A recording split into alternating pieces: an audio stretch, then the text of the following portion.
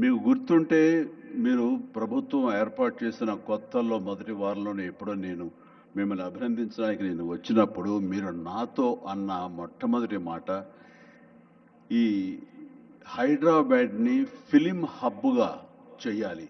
అదేదో ఒక తెలుగు ఇండస్ట్రీ వరకో లేకపోతే సౌత్ ఇండియన్ ఫిలిం ఇండస్ట్రీ వరకో లేకపోతే ఏ భారతీయ వరకో కాదు, గ్లోబల్ మనకి ఏమి తక్కువ అని, ఇక్కడ ఏ వనరులు తక్కువ అని చెప్పేసి, ఏ ఎంకరేజ్మెంట్ తక్కువ అని చెప్పేసి మనం ఎందుకు చేయలేకపోతున్నాం, ఎందుకు కొన్ని తెలుగు ఫిలిమ్స్ ఒక లాంగ్వేజ్కే మనం కన్ఫైన్డ్ అయ్యాం.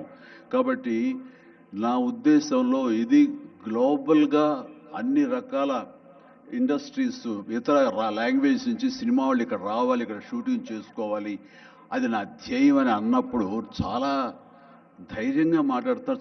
అది నిజం కుదురుతుందా?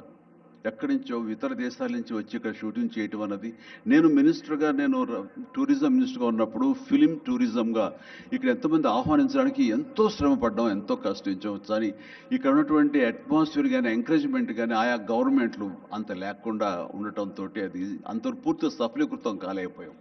ఆ ఉద్దేశంతో నేను కొంచెం స్కెప్టికల్గానే ఉన్నాను. ఎంతవరకు కుదురుతుంది, ఈయన డ్రీమ్ సక్సెస్ చేయగలరా అని అనుకుంటూ, మీరు ఏమైనా చేయండి, మీ గైడెన్స్ ఇవ్వండి, మీరు ఏం చెప్తే దాన్ని ఫాలో అవడానికి మేమందరం రెడీగా ఉన్నామని ఒక మాట ఇచ్చి మాత్రం అన్నాను. కానీ విత్ ఇన్ నో టైం ఇంత పెద్ద ఎత్తున ఈయన అన్ని రకాల సెక్టార్స్ వాళ్ళని ఇన్వైట్ చేయటి, గ్లోబల్గా అందరినీ వెల్కమ్ చేసి ఈ రోజున అందులో ఒక పార్ట్గా సినిమాలను కూడా ఆయన వెల్కమ్ చేస్తున్నారంటే కనుక అది హ్యాట్స్ ఆఫ్. అది ఆయన ఒక్కరి వల్లే అయ్యింది.